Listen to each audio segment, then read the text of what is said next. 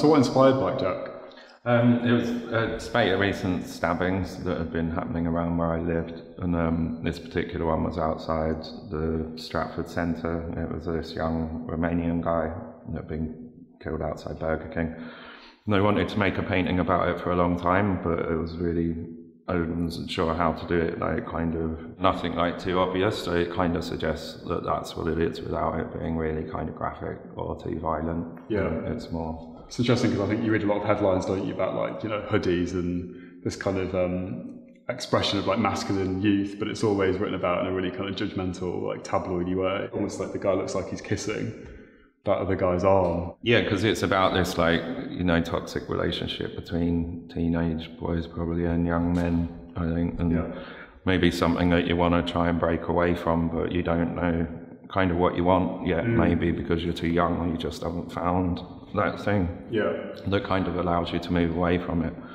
So I think you can see these figures on either side are trying to pull away and, you know, break free, but they're still kind of part of it. And I think, you know, you've got this faded Union Jack flag in the middle that's still left in acrylic, where I think I painted at the time when the Brexit vote like finally went through, and it was this idea of this flaying kind of frayed, kind of disappearing kind of place that we knew. I read that his family, like immediately afterwards, they just said, like, what a dangerous place England was, and I come here for like a nice time, and it actually turned into this really horrific thing. So I went back and I thought, you know, we're meant to be kind of proud of England and think about it in this nice kind of way, but actually it's quite a violent and scary and horrible place to be, like quite often, a lot of the time.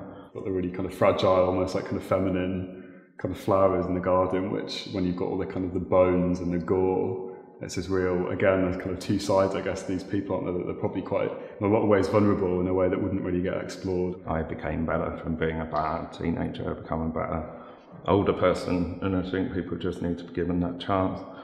But I thought with the flowers as well, and I was thinking about like kind of how hard and tough like young men or teenagers are, and then to put the flowers there, I mean, obviously it's a reference to like funerals and wreaths, and the fact that you'd only give young men flowers when they're dead, you would never give them to them when they're alive. And I thought it kind of needed this balance of this softness, and that adds to like that kind of tender feeling about something that's very hard and horrible and very real. I wanted to show like various stages, so like this is the skeleton of the person at the bottom, this is their kind of flesh, this is them alive, and then this is the kind of devil or this kind of angel or something, kind of taking them to the spiritual world or out of this picture. I always thought about like Basquiat's crown as well as this kind of thing, or this kind of pride in being a young person, but actually when you get older you lose a lot of that pride and that cockiness or that. Which is kind of why these gangs exist, isn't it? Essentially, you know, it's this kind of fragile... Well, and also this hierarchy, I think, within like young groups of when I was young or when you were young or still now, there's always this kind of pecking order. This is the one that's the toughest or the strongest, and then you have your place below them, so who's who. But I mean, is it a false kind of sense of strength anyway? You know, it's kind of all meaningless.